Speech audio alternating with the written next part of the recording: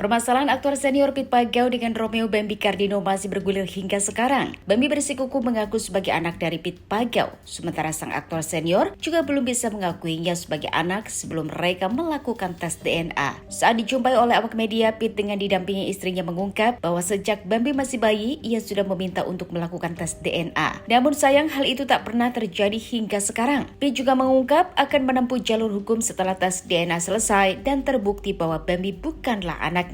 Laporan itu nantinya akan dibuat oleh sang istri atas kasus pencemaran nama baik.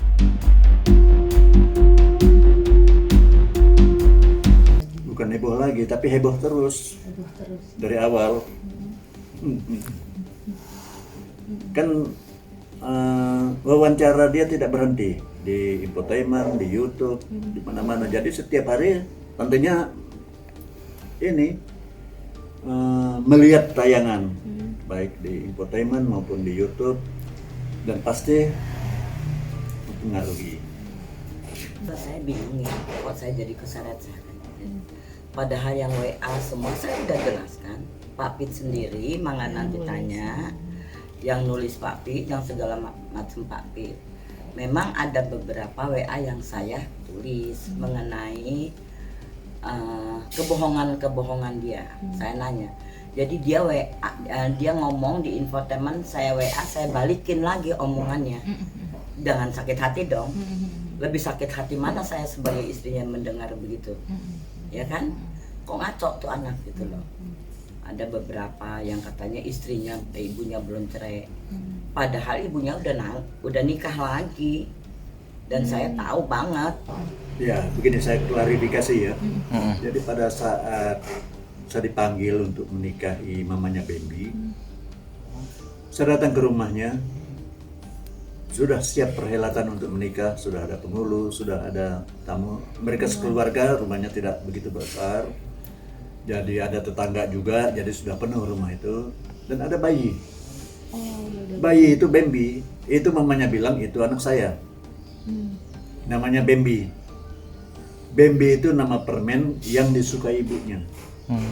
Ya. Yang lain-lain saya tidak tahu. Jadi saya tidak tahu hamilnya. Tahu-tahu saya disuruh nikah, dipanggil disuruh menikah. Dan waktu menjelang nikah itu saya sempat tegang sama neneknya. Saya bilang, ini bukan anak saya. Karena dalam hitung-hitungan saya, anak ini 11 bulan dalam kandungan. Yang lazim kan orang 9 bulan. Nah, saya bilang, ini bukan anak saya minta tes DNA. Pada saat Bambi masih bayi, saya sudah minta tes DNA. Bukannya ujuk-ujuk.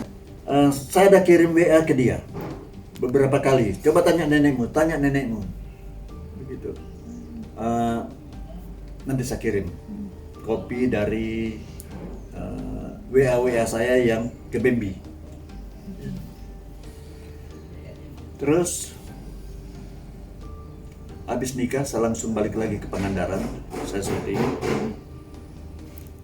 Dan sejak itu saya tidak pernah muncul lagi, tidak pernah kontak lagi, tidak pernah hubungan telepon dan segala macam. Pokoknya putus komunikasi.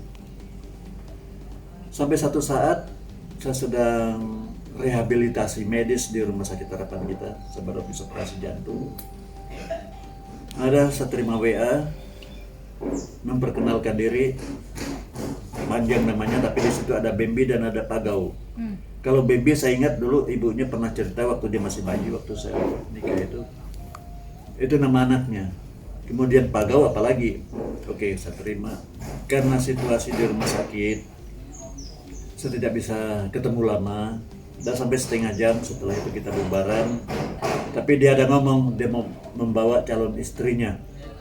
Saya bilang silakan, kita atur waktu sampai beberapa hari kemudian kita ketemu lagi. Kenalan dengan calon istrinya. Sekalian dia mengundang untuk menjadi wali nikah. Saya katakan saya tidak bisa datang karena kondisi kesehatan. Itu alasan yang saya kemukakan sama dia. Tapi saya punya alasan sendiri. Ini anak bukan anak saya. Saya tidak mau tampil di depan umum sebagai orang tuanya. Itu lama tidak ada hubungan.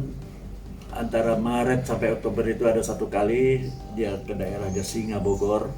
dia kehabisan ongkos katanya, dia minta bantu sama saya, tapi saya tidak bantu. Ya karena saya memang tidak punya uang. Jangankan tidak punya uang pun saya tidak akan bantu. Karena 100.000 itu mempermalukan saya. Ya, 27 tahun tidak ketemu. Untuk orang seperti saya, masa iya cuma ngasih 100.000, pasti itu yang dipikirkan orang-orang. Makanya saya pikir lebih baik saya tidak ngasih. Sampai bulan Oktober, suatu sore, WA dia masuk, dia menyatakan bahwa dia sudah wawancara dengan Insaf. Saya langsung marah waktu itu, tapi tidak saya ungkapkan, tidak saya keluarkan. Pasti saya akan digeruduk oleh teman-teman media. Dan benar saja malamnya sudah ada yang datang kemari, besok pagi sudah ada yang datang, sudah banyak.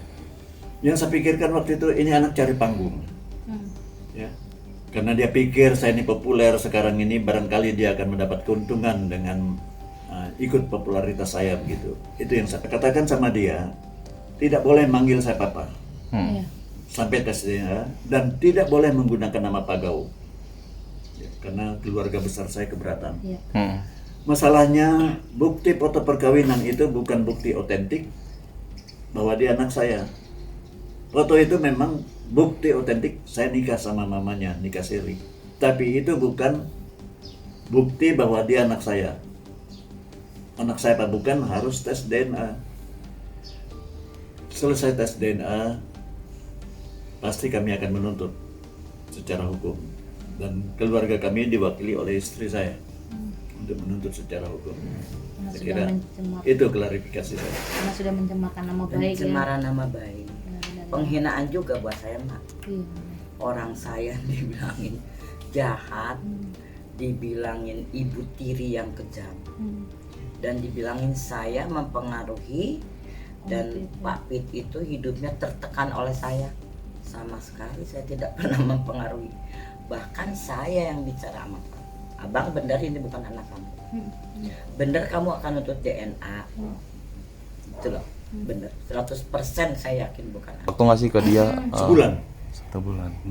Dalam ya karena tes DNA ini kan perlu dana, itu sekitar 15 juta.